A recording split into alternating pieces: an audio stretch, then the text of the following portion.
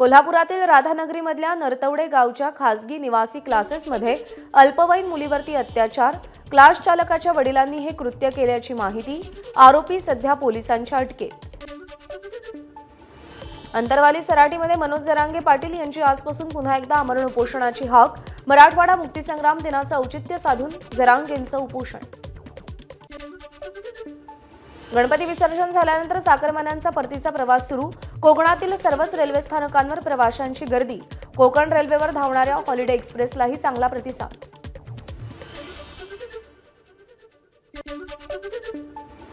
बीडच्या परळीमध्ये बिलाल प्राथमिक शाळेत शिक्षकाकडून 12 वर्षीय विद्यार्थिनीचा विनयभंग। शिक्षक साजिद सलीम शेख विरोधात पॉक्सो अंतर्गत परळी शहर पोलीस ठाण्यामध्ये गुन्हा दाखल।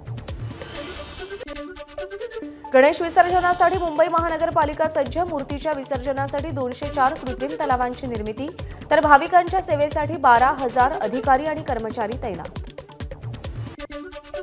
पुण्यामध्ये विसर्जनासाठी पीएमपीएमएल कडून बसचं नियोजन। रस्ते बंद असल्यानं गैरसोय होऊ नये म्हणून पीएमपीएमएल कडून बसची व्यवस्था। जळगावच्या पाळधीमध्ये मंत्री गुलाबराव पाटील यांच्या हस्ते मुलींना सायकलचं वाटप। तब्बल 1350 मुलींना सायकलचं वाटप।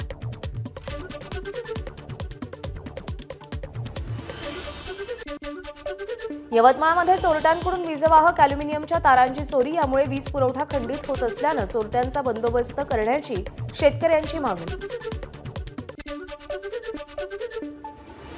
राज्याचे उद्योगमंत्री उदय सामंतांची रत्नागिरी जिल्ह्यात एमआयडीसीची घोषणा, परंतु स्थानिकांची एमआयडीसीच्या विरोधात भूमिका।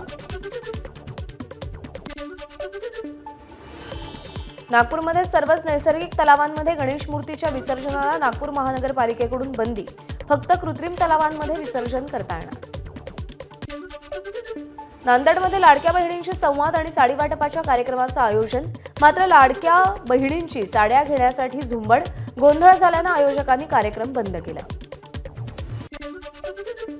लातूर जिल्ह्यामध्ये पावसाची जोरदार हजेरी। बाप्पाच्या दर्शनासाठी बाहेर पडलेल्या गणेश भक्तांची पावसामुळे तारांबळ। अकोल्यामध्ये गणेश विसर्जनाच्या पार्श्वभूमीवर पोलिसांचा रूट मार्च।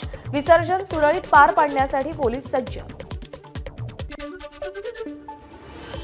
रायगडच्या घाटात 25 फूट खोल दरीमध्ये बस कोसळली। रायगडहून ऐरोलीला परतत असताना अपघात। बसमधील सर्व 40 प्रवासी सुखरूप।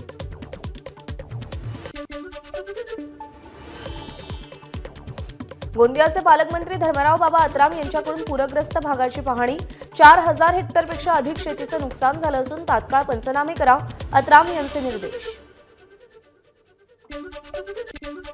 हिंगोलीमध्ये मुलीची छेड काढल्यानं हिंदू समाज आक्रमक। पोलीस स्टेशन समोर हिंदू संघटनांचा ठिय्या। पोलिसांच्या वतीनं गुन्हा दाखल करण्याची प्रक्रिया सुरू। आरोपी पोलिसांच्या ताब्यात।